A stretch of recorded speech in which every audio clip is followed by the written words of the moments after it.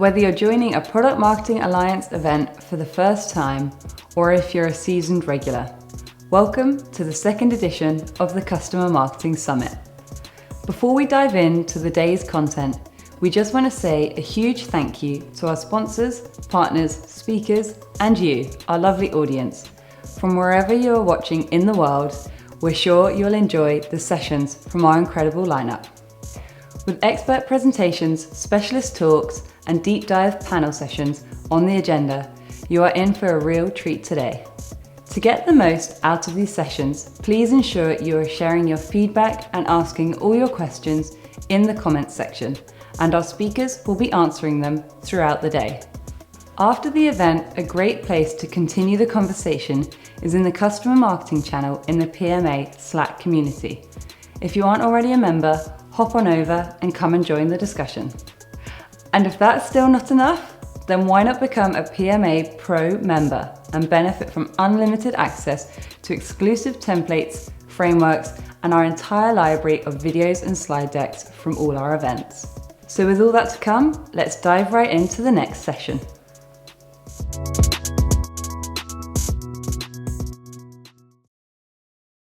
Hey there everyone, my name is John Ashley and I am the Head of Global Customer Advocacy at the accountancy software firm Sage. And today I wanted to share with you some insights into the world of customer advocacy and talk around my 5 top tips for scaling your advocacy program. Now, it doesn't matter where you are in your advocacy-led initiatives. I hope that from this session today, there'll be something for everyone to take away, even if it's just one thing. So in this session, we're going to cover 3 main topics. The first is the shifting challenge for sales and marketing. Then we'll talk around how you can scale your program, and then 5 tips to consider. Now, first of all, let's talk about the shifting challenge that sales and marketing face. And I'll be honest, it's tough out there. From a selling perspective, there's been a real balance shift over probably, I'd say, the last 10 years that has really empowered the buyer to be able to make decisions without the need to consume traditional marketing content. It's harder than ever to get a message into the hands of buyers. Buyers are more likely to listen to the opinions of colleagues, of their friends, of their family, and they really treat anything marketing says or does with a certain degree of skepticism, and they are more cautious than ever before. And that's quite right. Buyers ask harder questions of businesses because they want more from what they buy. Today, businesses need to consider so much more than just the standard model of marketing. And there are so many other factors that drive this buying decision. For example, is your brand authentic in what it says? Is the brand stable? Do I see the value of what this brand offers? What's your reputation? How seriously do you take corporate social responsibility? What's the policy for ethics, for sustainability and the environment? And are you trusted? Are you a trusted voice in what you're doing? Is what you're saying valid? And what do others think of you? And do you have a positive company culture? All that adds up to one thing. Do I trust this brand?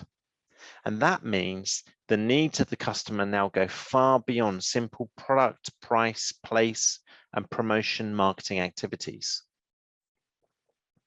Now, trust needs to be earned. Trust is a major factor of the buying decision. We know that. But you also have to ask yourself, what are the trustworthy sources?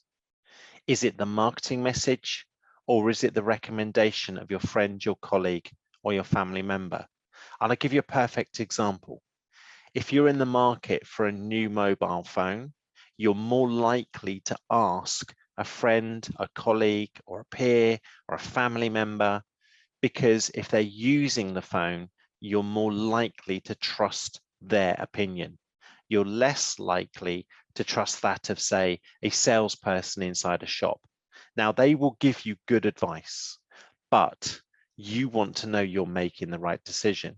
So there's always this thought in the back of your mind that maybe the salesperson is trying to sell you something they want to sell you rather than what actually meets your needs. Now, this is especially true because trust and this new self-empowerment give sales and marketing people a real headache. If you think about it, to show that you're trusted means you need to have a completely customer-focused or obsessed culture, and that starts within your business, and it starts at all levels. It's from research and development through to support, to customer success, to HR, to PR, to AR. I'd even say the cleaners should be involved. But that really defines how your organization shapes itself and how you are perceived.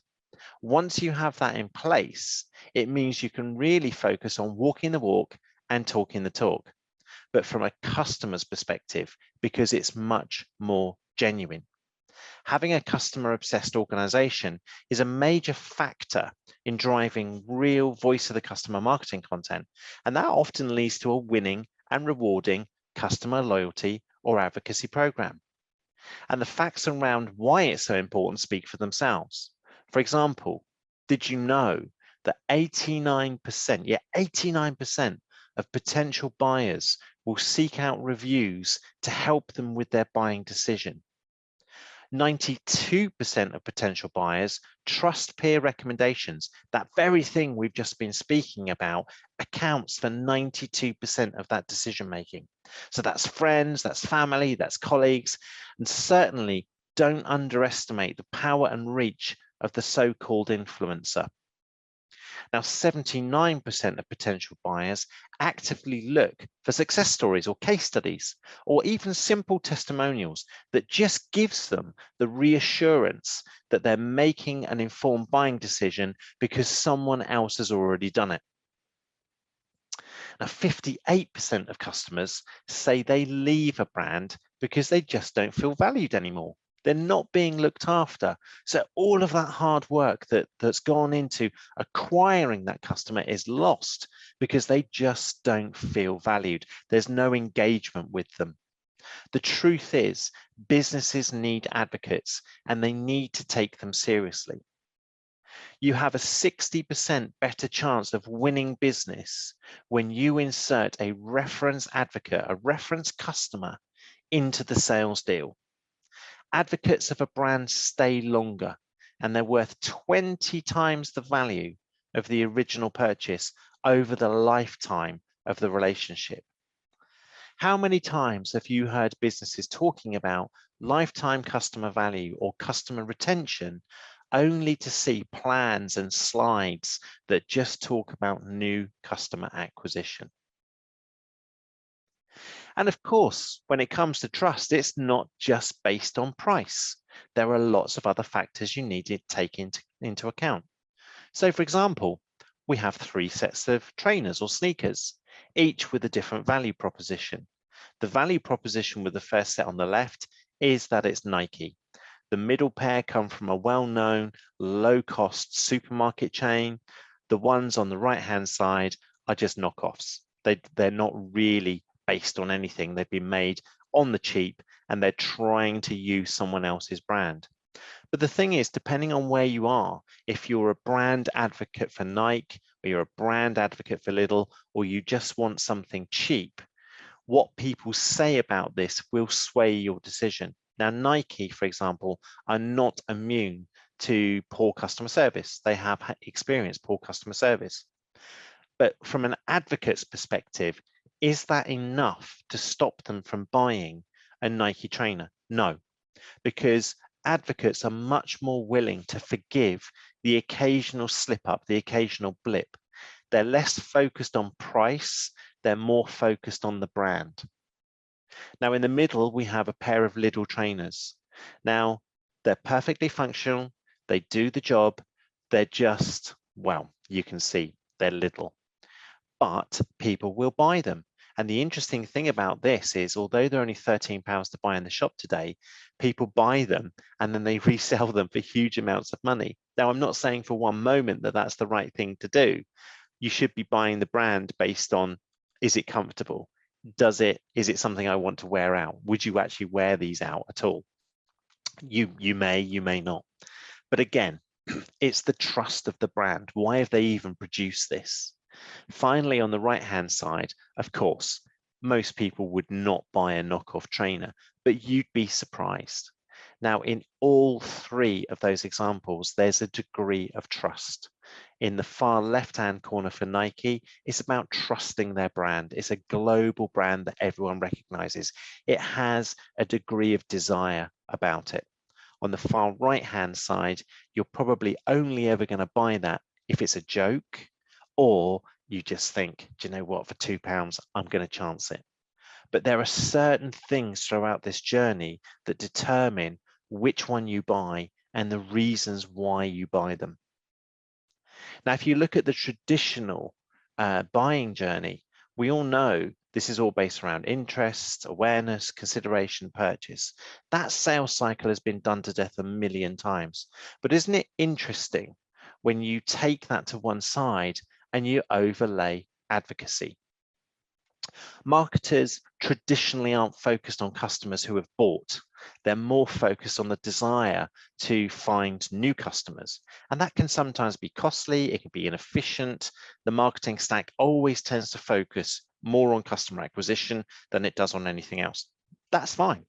This is where advocacy comes in. This is why we're seeing a shift and a real kind of generation of new advocate marketers being born. Advocacy focuses on the needs of the customer, as we saw earlier, but that is a journey in itself. And as a tip, your decision on where to include your advocates in your program really depends on where they are in their journey to advocacy. Now, you can use the NPS scale here to monitor where your advocates are. You may even have a policy that says you'll bring advocates into your program at the enthusiast level, but most of us will bring them in at the advocate level. And the reason we do this is because they're more willing to get involved in things like references, referrals, reviews, and other acts of advocacy. Every advocate will start as a user. And as long as they're kept happy, they will progress. They will become an enthusiast. They will become a loyalist. They will become an advocate. But it's how you treat them through that journey. Now, most advocacy programs will engage at the advocate level, as we've said. You'll be able to judge this through sentiment and tools such as NPS. But the advocate stage is critical. This is where your opportunity comes in to nurture that advocate, to become even more loyal, and to engage your advocates in other types of activities. Traditionally, a small-scale advocacy program will focus on the basics, the references, the reviews, the referrals. But there are so many other things you could do which engage your advocates at an entirely new level and will enhance every element of your advocacy approach, including sales and marketing. In fact, depending on the scale of your program, your resources and your strategic ambition, there are so many different ways and different acts of advocacy that you can use as a secret weapon. The voice of the customer, the voice of the advocate, is one of the most powerful things you can capture, but it goes so much further than traditional acts, such as the case studies and the testimonials. Now, don't get me wrong, there's a lot on this slide, and you may be wondering how you can do all this, but it is possible. If you have the right tools, the right resources, you have the buy-in from your business, you have the support of your senior leaders, you can achieve a myriad of results by putting the customer at the heart and center of everything you do in advocacy and by engaging them. So can you scale the advocacy program that you have today, or have you even started your advocacy journey? Let's take a look at a couple of things. Even if you have an advocacy program today, it may be a simple program, it could be more advanced, but in either example, there are elements that you need to consider if you want to grow your simple program or evolve to an advanced program, or even evolve your advanced program. If you want to grow your program, then look at the foundations of what you have. Whilst it's a big step, you'll need to have your business supporting you and understanding what you can achieve. A simple advocacy program can be things like covering the fundamentals. You could just be doing success stories. You could just be doing blogs with customers. You could just be asking them to provide you testimonial quotes that you can use in marketing material. But your interaction with these customers is probably on an as and when basis. It's probably as you require that type of content. It could be limited, it could be manual. You could have a very small scale approach to how you reward and recognize and incentivize your customers. You may have some tools and reporting that might be limited. I've seen good advocacy programs that use Microsoft Excel, they use traditional email resources, but they're unable to scale. And the reason they're unable to scale is because those type of tools are quite difficult to use when you start to bring in more advocates. Now, an advanced advocacy program gives you much more scope. It gives you more in-depth. It allows you to provide multiple acts of advocacy asks to your advocates. You can get instant advocate reach. You can get real-time responses and feedback. And when you formalize this community, you're starting to bring in a programmatic design and feel. My advice here is, if you are taking your program from a simple advocacy program where you're doing the basics, consider a tool. It's much easier to scale in terms of numbers if you have a tool, a specifically designed tool that's going to help you. And there's plenty out there, okay? My favorite by far is based on the Influitive platform.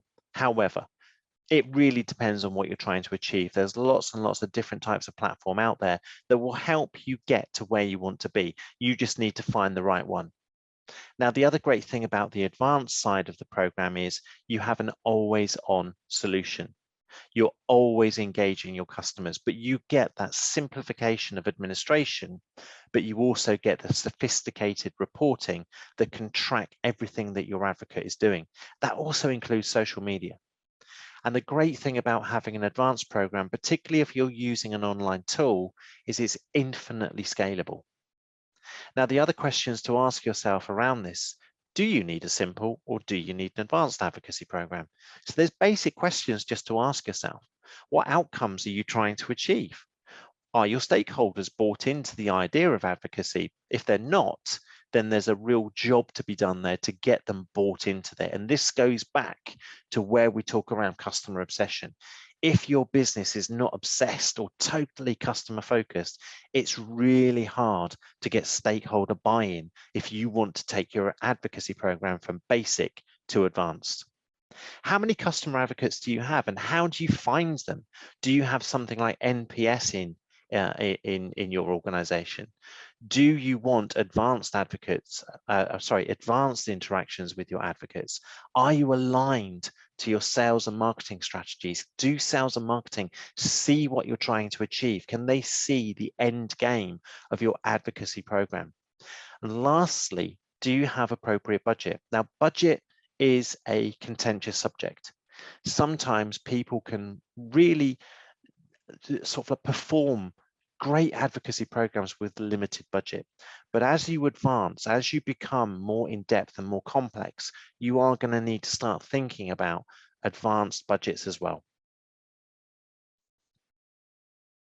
Now, here's 5 tips to consider. My first tip is to define your outcomes.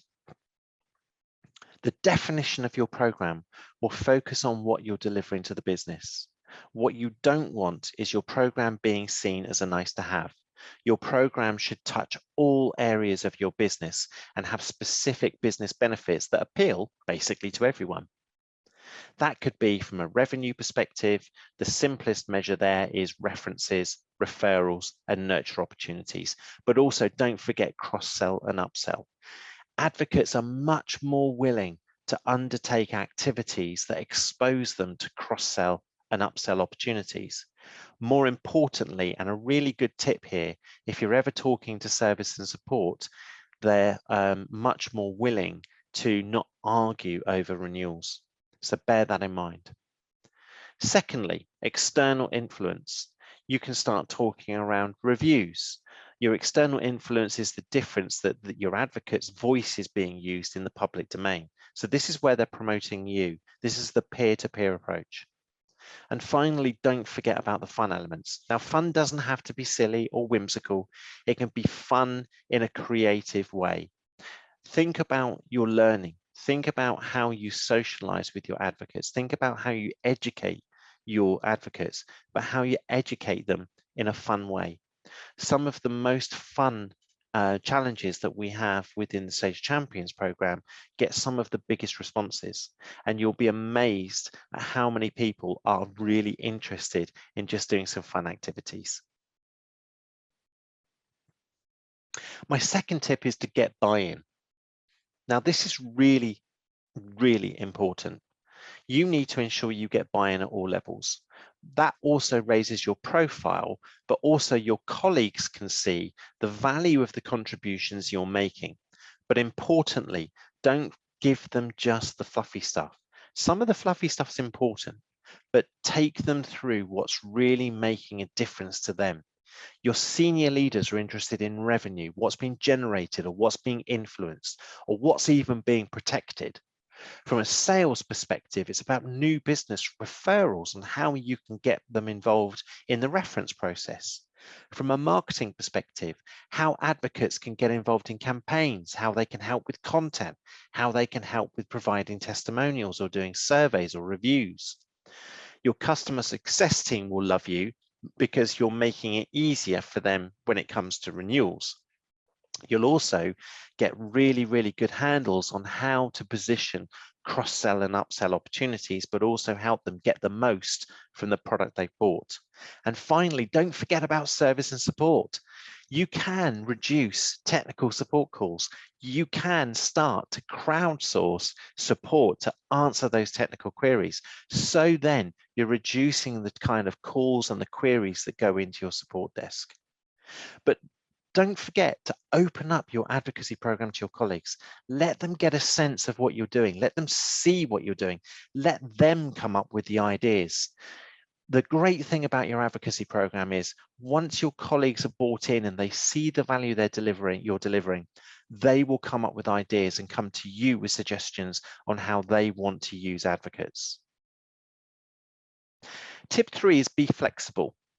Maintain flexibility. Don't be afraid to constantly evaluate where you are with your program. It's fine if you want to change direction, especially if you're reflecting on changing advocate needs. Keep asking your advocates questions. Keep asking them things around how they're enjoying the program, what they're doing in the program. Balance what you are doing with new advocates with your activities. Keep existing advocates engaged. I've seen so many programs over my years work so hard to find, recruit, and involve new advocates, only to lose them because there aren't enough activities in the program on a regular basis to keep them engaged. Be consistent. Tip 4, make it desirable. This is a big one for me. Could be seen somewhat controversially, but I am a believer that your advocacy program, or at least the advocacy program we run at Sage, should be exclusive and have an air of a club about it.